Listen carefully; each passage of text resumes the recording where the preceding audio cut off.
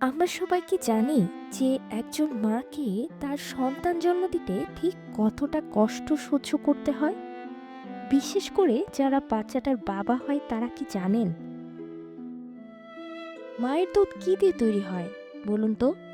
মায়ের দুধ মায়ের শরীরে প্রোটিন দিয়ে মূলত তৈরি হয়। মায়ের পেটে সন্তানের হাড় কি দিয়ে তৈরি হয়?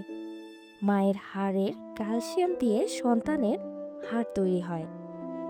সন্তান জন্ম দিতে ঠিক কতটা পরিমাণ রক্তক্ষরণ হয়?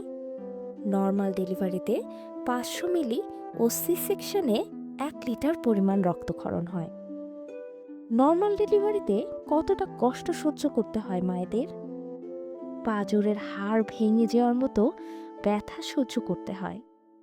সি সেকশন ডেলিভারিতে কতটা কষ্ট সহ্য করতে হয় জানেন কি?